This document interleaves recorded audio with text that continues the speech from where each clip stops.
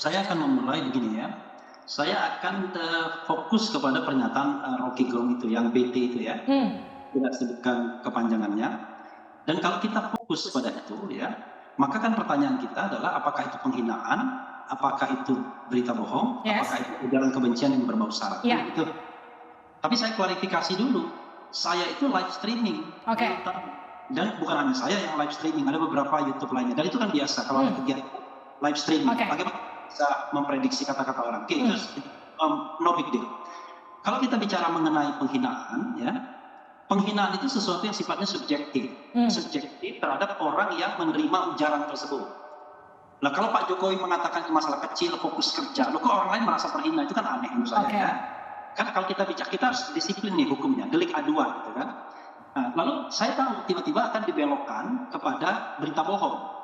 Lalu kemudian akan dibelokkan pada ujaran kebencian. Itu pun kita harus garis bawahi, biar kita punya disiplin hukum. Ya. Bahwa kalau kita bicara tentang berita bohong atau hoax, ya, itu harus merupakan sebuah fakta, bukan opini.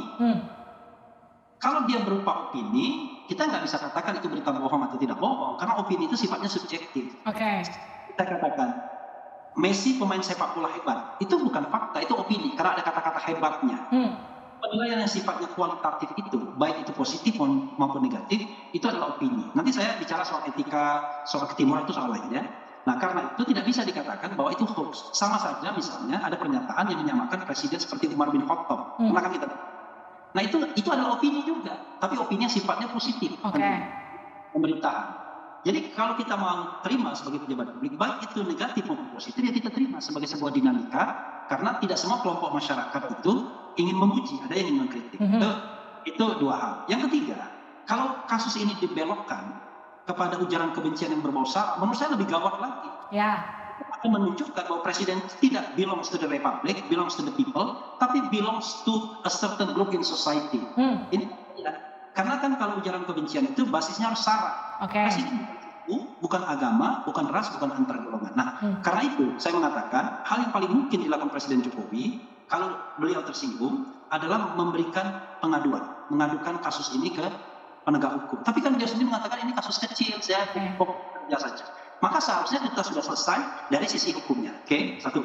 Tapi bagaimana dari sisi etikanya? Ya saya setuju. Saya pun bukan termasuk orang yang suka melontarkan kata-kata kasar, ya, kata-kata yang you name it. Kapan misalnya saya mengatakan seorang itu pejabat publik itu dengan kata-kata kasar, kan begitu? Itu adalah soal etika, tapi soal etika itu bukan hukum. Etika itu soal pantas tidak pantas. Kalau seandainya pernyataan Rocky itu dianggap tidak pantas, maka sesungguhnya dia sudah menerima hujatannya, bahkan 2 kali lipat, 100 kali lipat.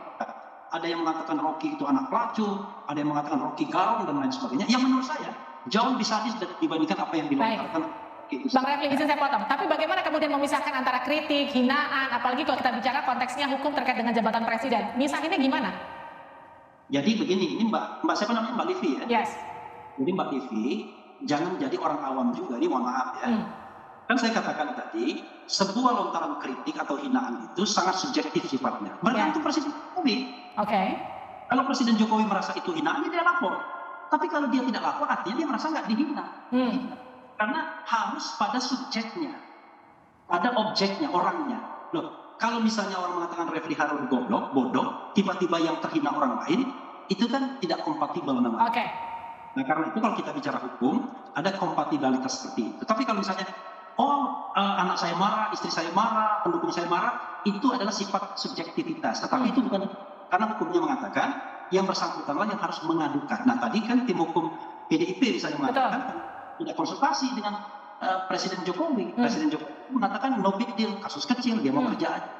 Kalau menurut saya, harusnya dengan pernyataan Presiden Jokowi seperti itu, hukumnya selesai. Kecuali kalau kita mau cari-cari kesalahan Rocky Gerung, bukan hanya E dan T tadi, tapi dicari video-video lama untuk oprek-oprek kira-kira mana berita bohong, mana ujaran kebencian. Kalau kita tidak lagi menegakkan hukum, hanya untuk menarget orang agar masuk penjara, ini